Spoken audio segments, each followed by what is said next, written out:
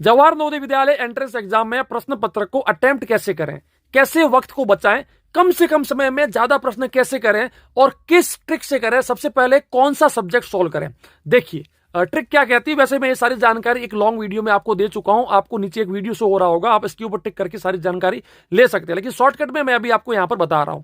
Shortcut ये है, देखो सबसे पहले उन सब्जेक्ट्स को अटेम्प्ट करो जो सब्जेक्ट में आपकी अच्छी पकड़ है, यानी कि जो सब्जेक्ट आप अच्छे से सॉल्व कर सकते हैं।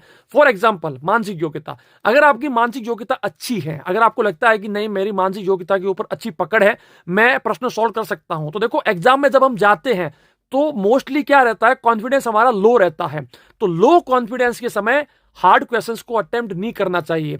तो जब आपका कॉन्फिडेंस स्टार्टिंग में लो है तो उन क्वेश्चंस को अटेम्प्ट करो जिसमें आपकी पकड़ है, जो आप अच्छे से सॉल्व कर सकते हैं। जैसे कि यदि आपकी मानसिक योग्यता अच्छी है, और मोस्टली बच्चों की मानसिक योग्यता बहुत अच्छी होती है, तो मानसिक योग्यता में भी उन चैप्टर्स को अटेम्प्ट करो जो चैप्टर में आपकी अच्छी पकड़ है। फिर करते करते और जो प्रश्न आपको नहीं आए उसके ऊपर सिर्फ मार्क करके उसको अभी कुछ समय के लिए छोड़ दो।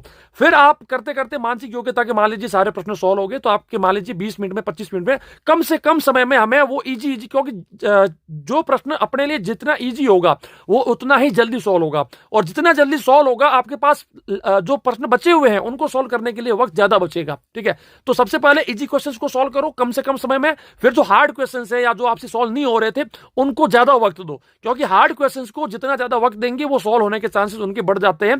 तो इसी चीज से आपका क्या होगा, कॉन्फिडेंस भी बिल्ड होगा, क्योंकि आपने इजी क्वेश्चंस को पहले से सॉल्व किया हुआ है। हो सकता है कि मानसिक योग्यता के सारे प्रश्न आपने 20 मिनट में 25 मिनट में सॉल्व कर लिए, मतलब 50% पेपर आपने 20 मिनट कम से कम जो है वक्त में सॉल्व कर लिया। इससे आपका कॉन्फिडेंस बढ़ेगा, और उसी कॉन्फिडेंस उसी पॉजिटिविटी के कारण आपके जो मैथ के क्वेश्चंस होंगे उनको सॉल्व करने में आपको हेल्प मिलेगी। मानसिक योग्यता के बाद आप सीधा मैथ में जाओ, मैथ के अंदर उन क्वेश्चंस उन चैप्टर को सबसे पहले अटेम्प्ट करो जिनमें आपकी अच्छी पकड़ है या जो क्वेश्चंस आपको इजी लगते हैं। जिस किसी क्वेश्चन, मान लीजिए आप किसी ऐसे क्वेश्चन के ऊपर पहुंच गए जो क्वेश्चन आपको हार्ड लगता है या फिर जो क्वेश्चन आपसे सॉल्व नहीं हो रहा, उस क्वेश्चन को उस वक्त के लिए छोड़ दो, मार्क करो, छोड़ दो, फिर आप नेक्स्ट के ऊपर जाओ, करते करते सारे प्रश्न सॉल्व कर दो। मान लीजिए कि आपके 50-60 प्रश्न सॉल्व हो गए, पीछे 20 प्रश्न बच्चे, मैं मतलब कुल मिला के बात कर रहा हूं।